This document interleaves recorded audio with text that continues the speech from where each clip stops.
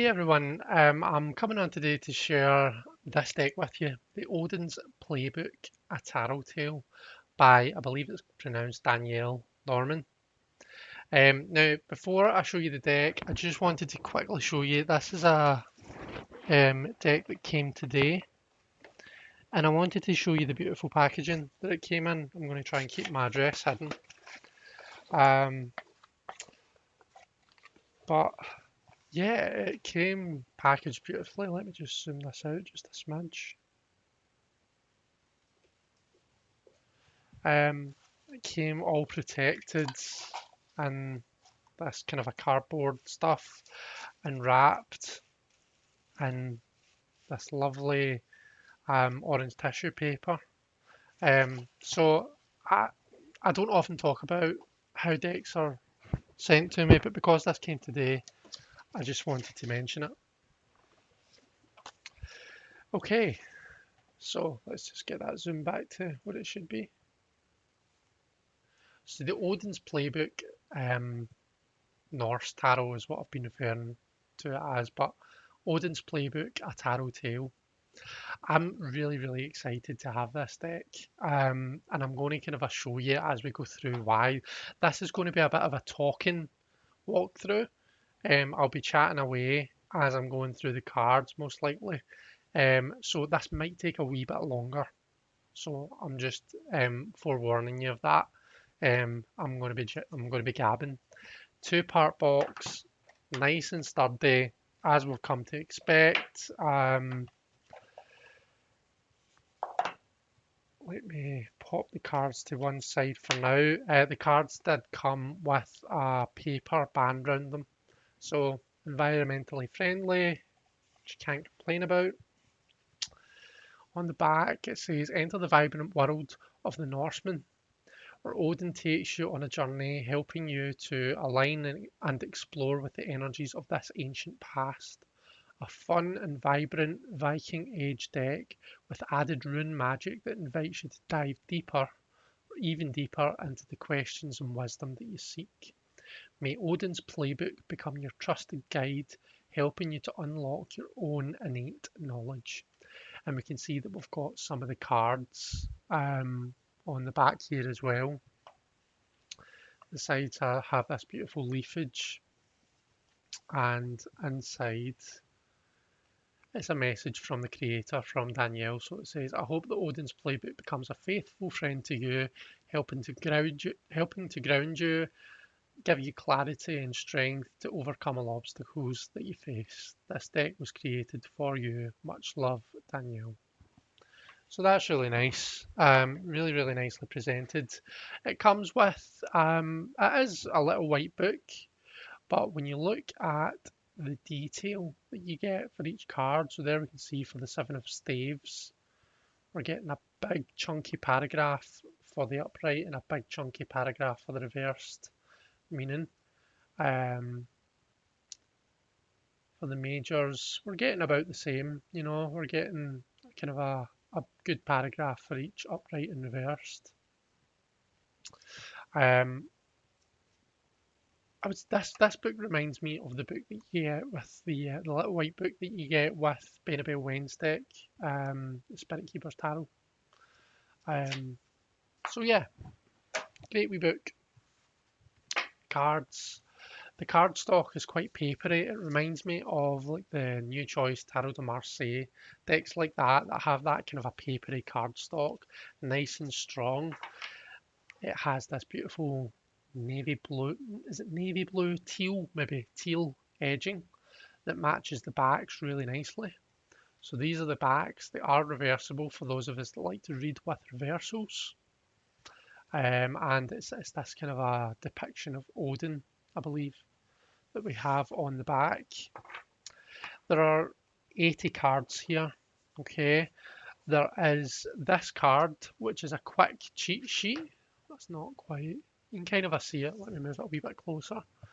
It's kind of a cheat sheet on the runes and what each of the runes, it gives you an idea of what they roughly mean. So we've got Manaz up the top, and that means humankind, interdependence, and man. And Sue's is Odin, God, communication, and wisdom, so on and so forth. And what I like is it gives you the symbol as well as the name, as well as obviously the meanings. So that is an absolute godsend because I do not know runes. I'm hopefully going to get to know them a lot better soon because I've got Kristen's deck coming and I do actually have a rune deck. But this is going to stay in front of me whenever I'm using this deck because, as we'll see, each card has a wee rune in it. So it just adds a bit of a different flavour to the card. Okay. Quick size compa. Oh, and the other extra card, I do apologise. This is like an actual extra tarot card that's added in. So I suppose you would say it's a 79 card deck. And this is the extra. It's Odin the Allfather, who is the subject of the deck. I don't tend to have extra cards in my decks, so this will probably stay to one side for me when I'm reading with the deck, if I'm totally honest. Size.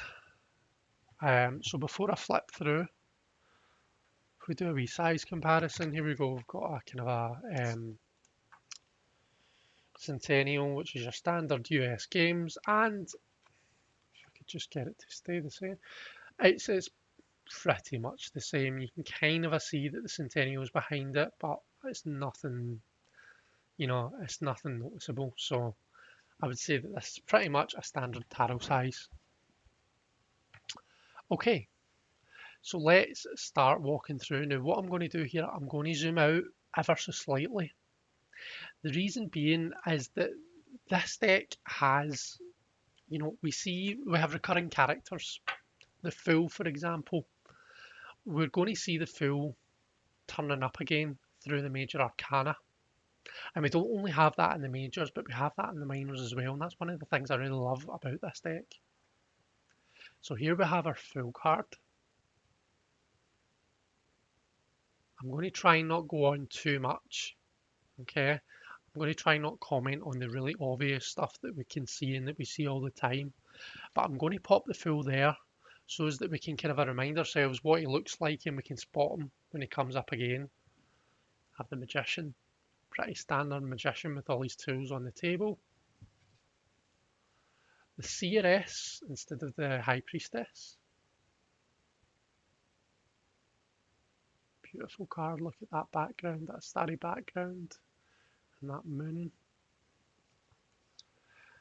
Now, this is instead of the Empress, we have the Mother. I appreciate that pregnant Empresses make it or break it for a person. I know a lot of people will love this depiction. I know that it will completely put a lot of people off the deck. So that's just something to be aware of. We do have a very heavily pregnant Empress in this deck. So if that's going to be off-putting for you, then maybe this isn't the deck for you. Aside from that, we've obviously got these beautiful flowers depicted. We have this beautiful, powerful waterfall background. This lovely tree, and we can see our rune is here in the tree. So again, beautiful, beautiful card. We then have the Father as opposed to the Emperor. We have our Aries representation up here. Is this our Fool? They do look quite similar when you compare the hair and the beard. Sorry, we're getting a bit of glare here. But I'm not sure if it's the same person. The Elder rather than the Hierophant.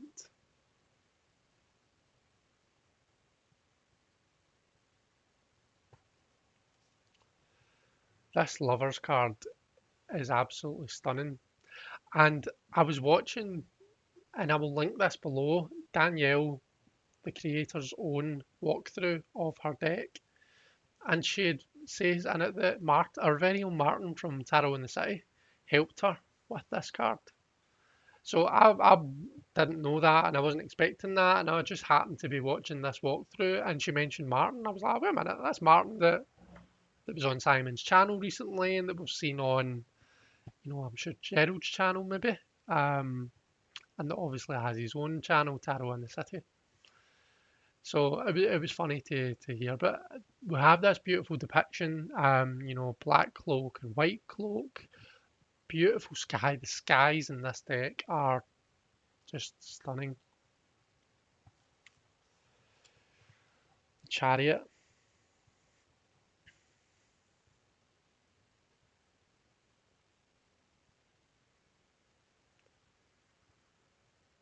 So we obviously have something a bit different here.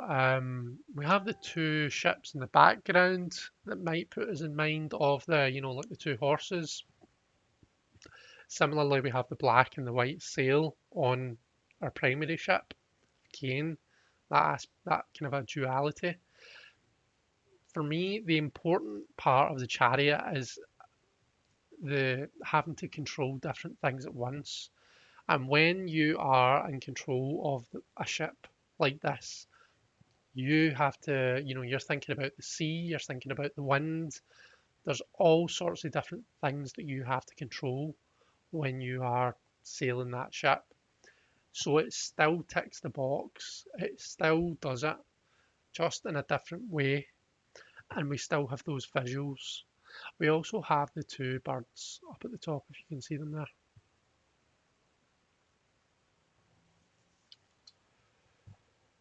Strength card is really cute. And again, we have that beautiful starry background. We have our hermit.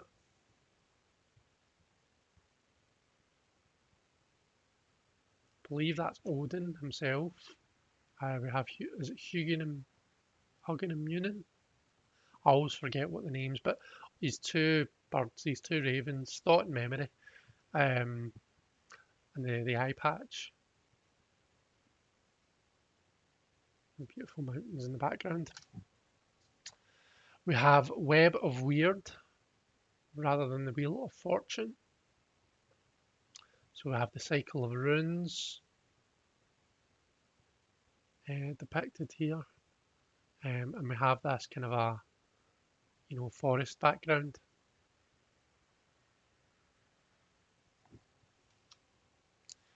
Justice. Now here we do see the full, if you look in the background, we see the full in the background of the card, and he appears to have his hands bound.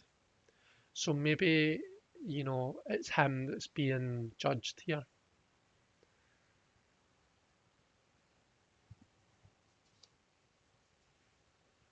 The Hanged Man. Again, I believe this is Odin, although you could also look at it as being our fool as well. Has this spear through him. I'm not sure if that's a part of the story of Odin, you know. We obviously see the Hanged Man here being hung upside down from the tree, discovering the runes and the water. We have the two birds, two ravens, thought and memory flying around. So as strong Odin being hung from his Yggdrasil vibes. I'm just not sure about the spear. Maybe that is just part of the story that I've not heard of. And again, I'm going to say it again, look at that beautiful background. Death, the doorway, we have the two snakes, you know how much I love snakes. And we have these, you know, butterflies up in the top as well. Temperance.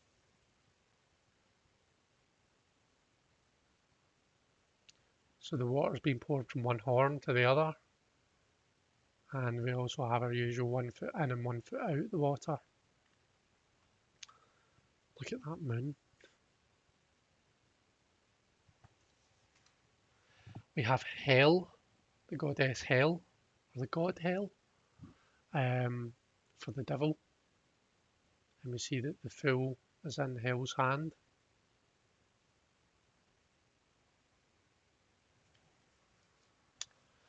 Our tower. So we see this house has been struck and destroyed by the lightning.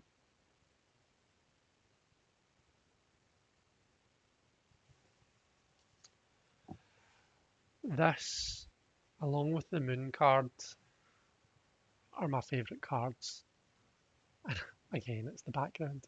But just look at it. Look at that sky. I don't think I've ever been blown away by the sheer beauty of how the sky is depicted in a deck as much as I am in this one. Even the water too. And this kind of a, almost silhouetted forest. It's so dark that it almost looks like like a shadow or a silhouette.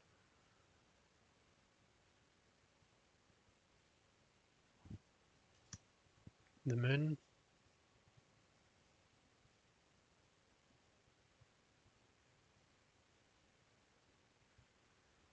The way the two dogs are depicted.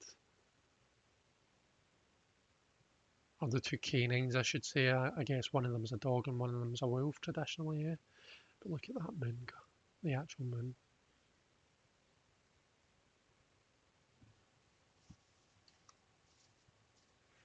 Again, I think we have our fool here and the ship and the sun card. And I do, the sky isn't as nice as in the sun and the moon cards, but I do like that we have a more authentic representation of the sun. When we look at the sun, we tend to just see this kind of in the center, we have this bright light that emanates. I like that. I appreciate that. And we have obviously the sunflower depicted as well. But we just get this feeling of warmth radiating out from this card.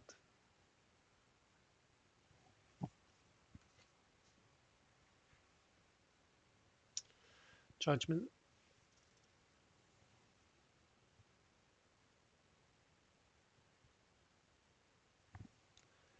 And the world depicts all four seasons. We can see them all on the tree. Autumn, winter, spring, summer, I think.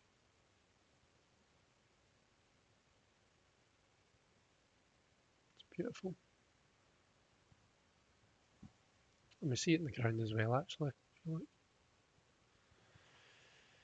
Okay. So we're on to the suits.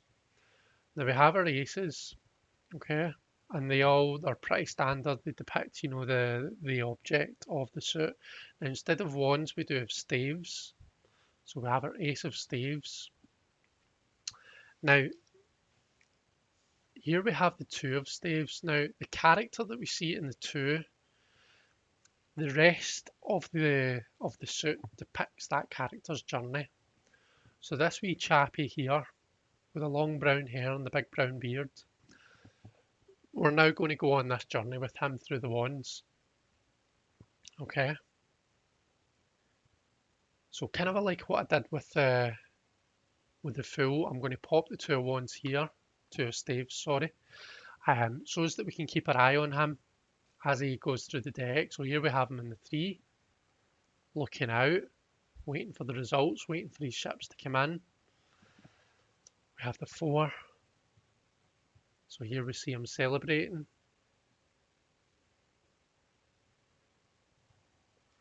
The 5, we see challenges arise for him. He's coming to loggerheads with this other person. This outside entity is now coming into the equation.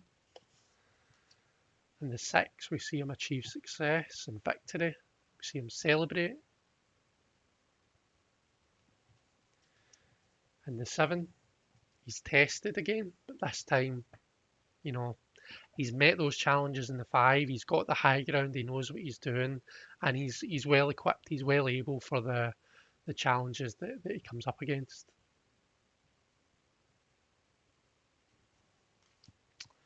The 8, we don't see him because we have a pretty standard depiction of the 8 of staves. We do see thought and memory here again though. And the 9, we see he's wounded and he's adopting quite a defensive stance. And in the 10, it's quite a bit darker, this card, and we see he's, you might say he's trying to take on too much, or maybe you look at it and you're in awe at the amount that he's able to take on. Now the courts, we see our character in the final court card. Now it's not king, it's ruler. Okay, but let's have a look and see what we have. So instead of the page, we have the poet of staves.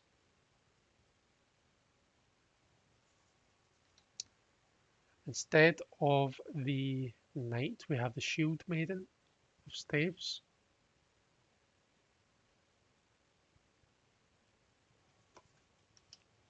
Rather than the queen, we have the chieftain.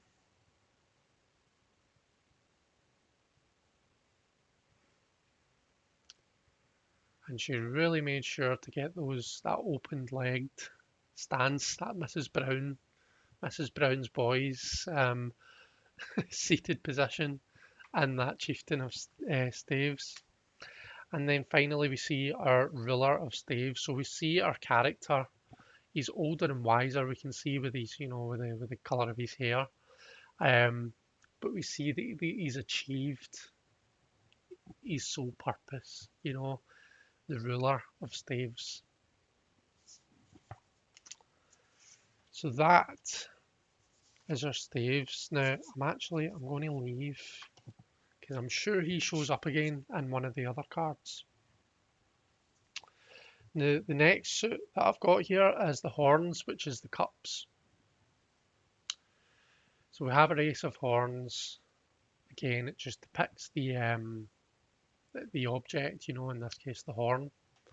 But again, look at that background.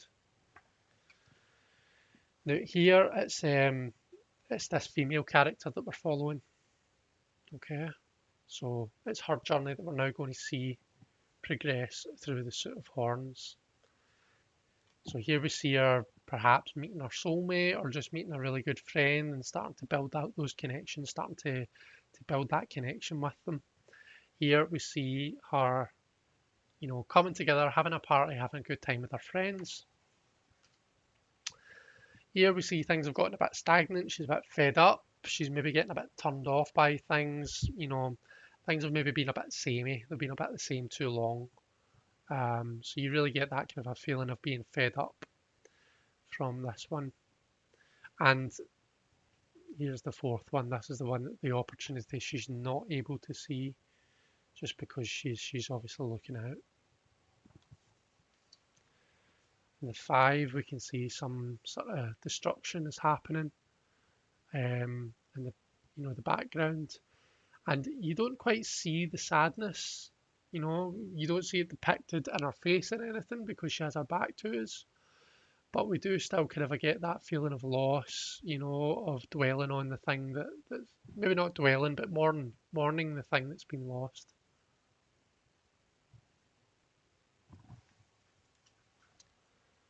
The 6, we see her as a younger kid.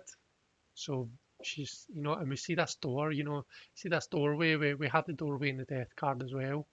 This portal to another world. This is her memories.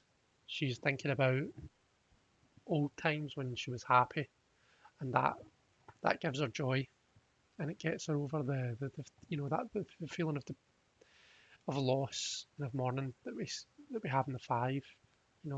She finds her happy place. And the 7, we really get the kind of a choice. We're seeing the different types of horn, and she's making a choice between them. The 8, we see her going off on this journey.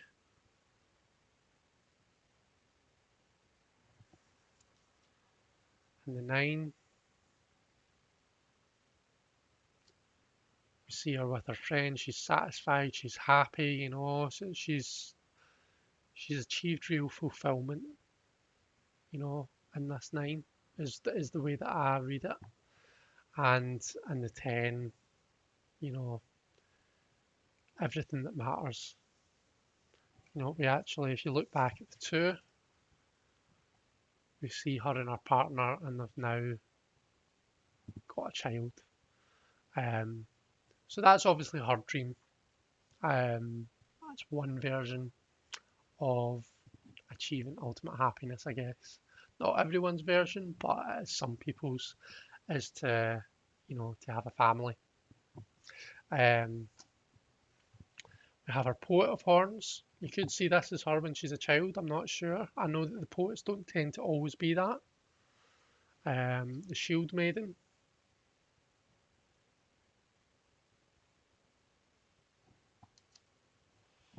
The Chieftain. We can see that our Chieftain in this case appears to be the male figure from the Two of Horns. And then we have her as the ruler of horns.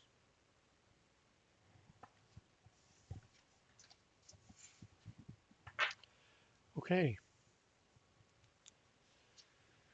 Ace of Axes. So rather than swords, we've got axes.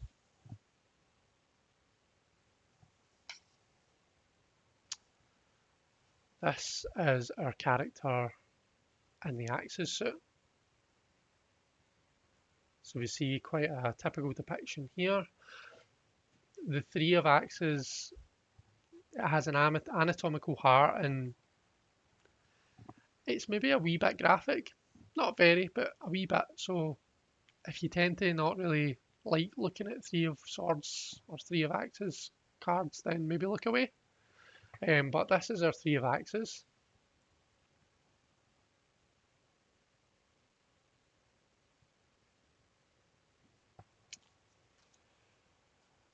Our 4.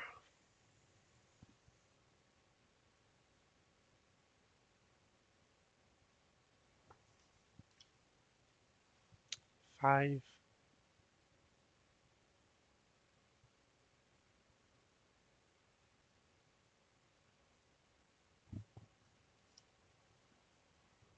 6.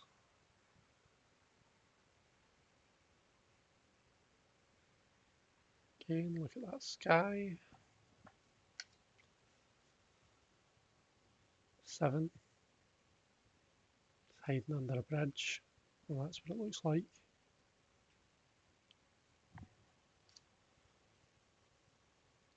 8.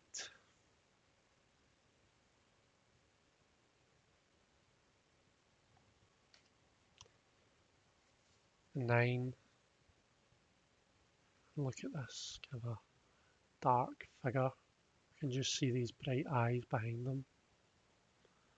Absolutely stunning depiction of the 9 of axes, 9 of air, 9 of swords. And the 10.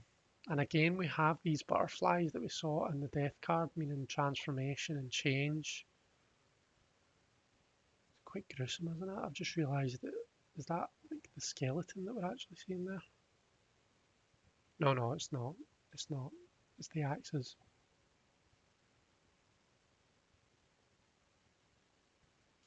We can see the sunrise behind as well. Have our poet.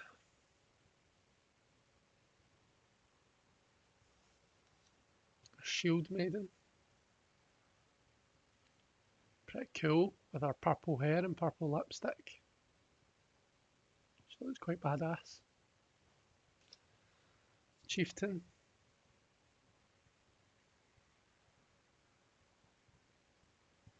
And we have him as the ruler.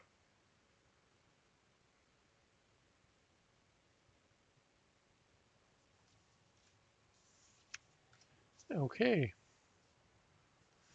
And finally, we have the suit of rings. We have our ace of rings, and I love this. I love the way that the roots coming out of the ring and into the ground. I think that's beautiful for the ace of rings, coins, pentacles, earth, whatever you want to think about it as. Our 2 of rings, so this is who we're focused on here. This is our protagonist, if you want to call her that.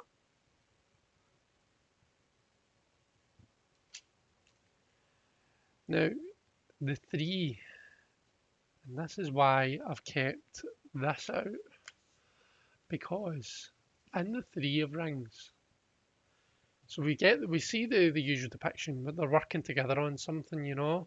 But in actual fact, we actually see our old friend from the stave suit who following his passions, and he's got his ideas, and he's, you know, as the sort of staves is about, it's about following your passions and finding your purpose. He's approaching our girl in the ring suit to create this ship for him.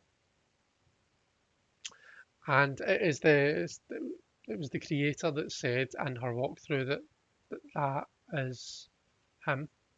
So that's how I know that it is. So I thought that was really cool. Her 4, see, she's making a long-term deposit.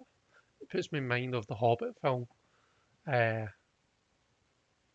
the dwarves find all this treasure in a troll cave, and instead of taking it with them, they bury it in the cave, so as that no one else can find it, and they can come back and find it later. And when somebody says, "What are you doing?" they says, "I'm making a long-term deposit." Look at the sky behind her as well. I'm sorry, I do know that I keep going on about the sky, but it's really stunning. The 5, I know that when I hold the cards, my hand isn't the most steady, but I'm hoping that because you're able to see them both on the table and then closer up with me holding it, you're getting the kind of the best of both worlds. The 5 of rings.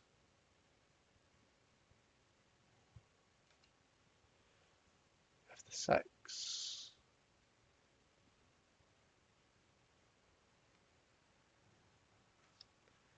This 7, again, like the flowers depicted in the Empress card. I feel as though this background is just really stunning. It really pops out at you. The 7 of rings. 8.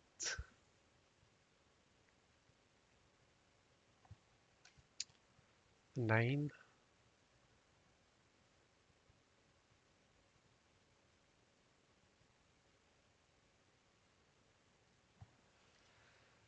And the 10 of rings. And the rings on this tree are in the shape of the Sephira or Sephiroth. Sephira, I think it is. I always forget which one's the singular and which one's the plural, but I think it's Sephira. Maybe on the Tree of Life. So kind of I like the shape that they take on the Smithwaite card.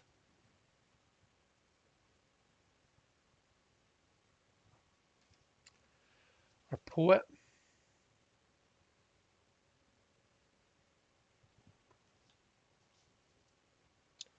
Our Shield Maiden.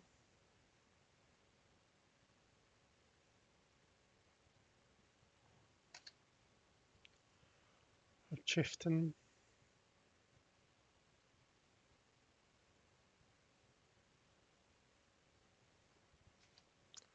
And we have her finally as the ruler. The ruler of rings.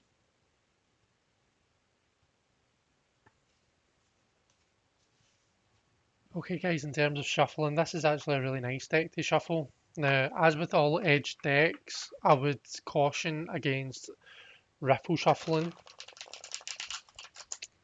If the sides getting worn is going to annoy you. If you like to keep the sides in perfect condition and you don't appreciate that kind of a worn look, then I would maybe just overhand it, and it does overhand really nicely. So it does. As a sample spread, I was having a wee look at the book and what tarot spreads that are given in it. It's actually quite good. It does only have 1 page, but if you look, what it's doing is, so it has a kind of a daily 1 card reading. What do I need to know today?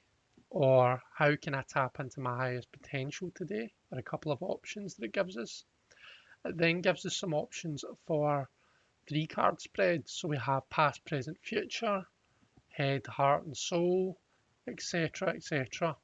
Lots of different examples of how we can use 3 card spreads. My personal favourite is situation, advice and outcome. that tends to be how I use 3 card spreads mostly. But sometimes I'll do the kind of the more options type spread.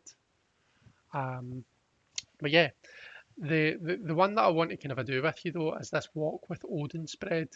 And this looks more like kind of maybe like a daily or a weekly type spread. It's 4 cards. Card 1, what do I need to release from yesterday? Card 2, what do I need to embrace today? Card 3, what will I experience in the coming week? And card 4, a special message from Odin. So we've shuffled the cards, so let's lay out the 4 cards and we'll see what we get. So first of all, in fact, let's just give them a wee cut, shall we? Since we've just decided what spread we're using. Okay, card 1, what do I need to release from yesterday? So we've got the Chariot. So there's this feeling of having to control things, having to be in control of everything that's going on.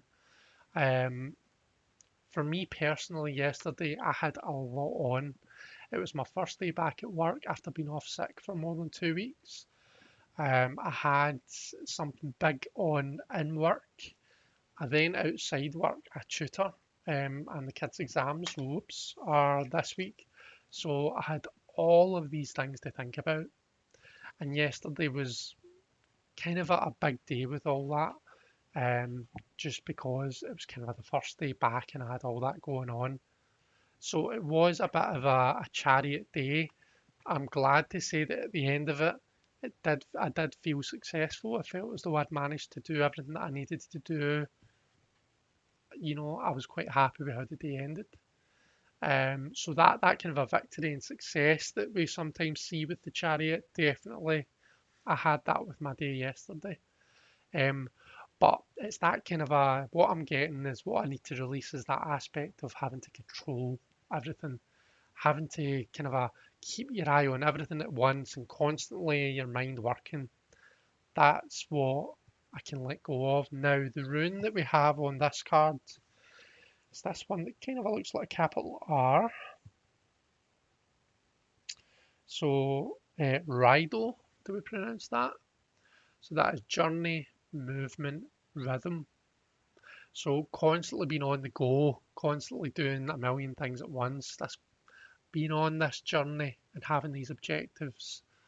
That's something that I can maybe let go of for the coming days. The second one was, what do I need to embrace today? Now I'm filming this just after 9 o'clock at night. So perhaps what I'll ask is, what should I embrace tomorrow rather than today? Okay, we've got the 5 of rings. Okay, so maybe not everything is going to turn out to plan, and maybe that's going to come to light tomorrow. Maybe I'm going to start questioning the value that I'm putting in things. And there may well be an aspect of, you know, feeling rejected, feeling shut out, feeling sad because of that. But that's something to be embraced. You know, that's a journey that I maybe need to go through. The third card is, what is coming, what will I experience in the coming week? So we've got the moon. So that's, I suppose, in keeping with what's happening here, we maybe see some unfortunate times that are going to have to be accepted tomorrow. You know, the coming week has this theme of the moon, and it is this beautiful moon card that I appreciate so much. The moon to me is, you know, it's the kind of everything's up in the air. Things don't feel familiar. You're not in your comfort zone. You're that's it. You're way outside your comfort zone, and it's kind of a getting to grips with the new rules that are, you know, in order to understand the environment that you're in and to be able to embrace that. So that's a theme in the week ahead.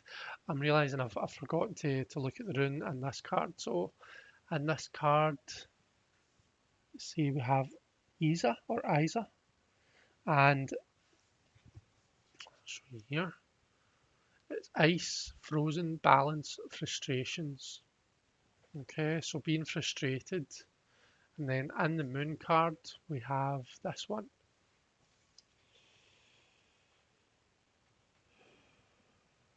And that's Algae's protection, defense, spirit, and guide.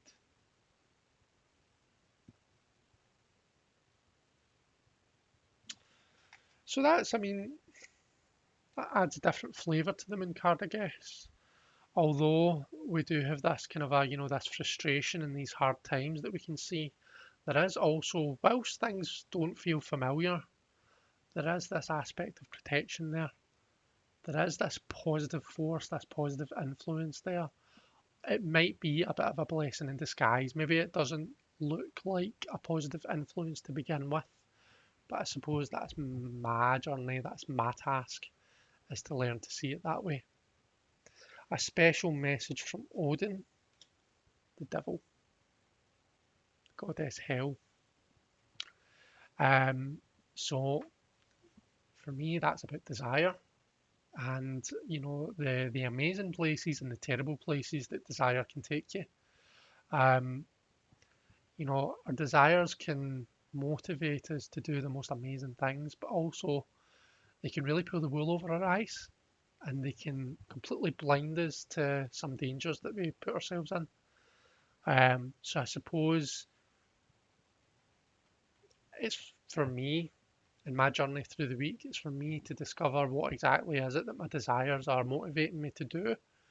Um, it's obviously going to be a real strong force, so I can use that in a positive way, or I can let it lead me astray. The rune that we have kind of looks like a P. I think that's Thurisaz, destruction, demon, disruption. Fits in with the devil, doesn't it?